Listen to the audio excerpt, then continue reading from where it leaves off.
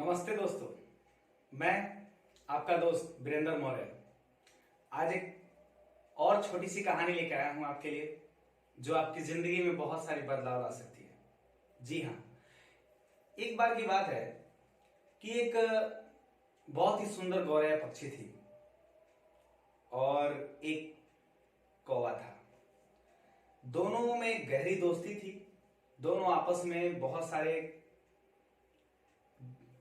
क्रियाएं करते थे, खेलते थे, उड़ते थे, दूर शहर में जाते थे दाना लाने के लिए और बहुत सारे नित्य क्रियाएं करते थे। दोनों आपस में घुल मिल गए थे, है ना।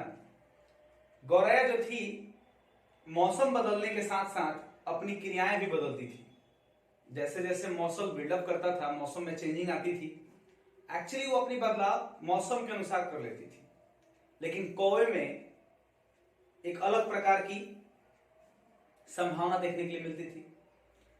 जैसे कि जब चिलचिलाती धूप और गर्मी की मार पड़ने लगी, तो जो गौरैया पक्षी थी वो अपने मेहनत को और ज्यादा कर दी और वो दूर दूर से, दूर दराज से जाती थी, दूर दूर जाती थी और दूर से एक एक तिनके को बिटोर कर लाती थी और वो अपना घोंसला बनाना शुरू कर दिया। उसका रोज का काम यही था कि बच्चों का भोजन खिलाना, बच्चों को भोजन खिलाना, दाना कहीं से लाना और दूर से बच्चों को भोजन खिलाना और दूर दराज चले जाना, कहीं दूर से ला करके एक कोमल कोमल पत्ते तिनके ला करके अपने घोंसले को तैयार करती थी। और वही कौवा, दूसरी तरफ जो कौवा था, वो घूम करके इधर उधर मस्ती किया करता था। कभी किसी के घर, कभी किसी के घर, कभी हाथी मामा के घर, तो कभी घोड़े मामा के घर, तो कभी इधर उधर दूसरे पक्षियों के घर जाया करता था और मस्ती करता था। एक दिन क्या हुआ कि मस्ती करते करते इसे गौरैया चिड़ी मिली, गौरैया पक्षी मिली और ये गौरैया पक्षी से बोल पड़ा कि क्या दोस्त, तुम भी हमेशा काम करते रहते हो, कभी शरीर को भी रेस्ट दिया करो मेरी तरह। हमेशा मस्ती करता हूं, कोई काम नहीं करता। तो गौरैया पक्षी बोली कि कोई बात नहीं भैया, ये आपकी नसीब है, मेरे नसीब में कष्ट है अभी, मेरे नसीब में कष्ट है अभी। और गौरैया यह कह करके उड़ जाती है और अपने काम में व्यस्त हो जाती है। और यहां कौवा जो है फिर अपने काम में लग जाता है, मस्ती करना, इधर उधर उड़ना। समय बदलता है, समय बदलते ही बरसात आती है। यानी आप लोग खुद जानते हैं सर कि गर्मी के जाने के बाद तुरंत बरसात आ जाती है। और बरसात आई और बरसात आने के बाद वही मौसम की बदलाव हुई। मौसम में एक्चुअली बदलाव होने की वजह से बारिश होना चालू हुआ और बारिश होने की वजह से सारे जीव जंतु, सारे पक्षी जो थे अपने घोंसलों में उड़कर चले गए।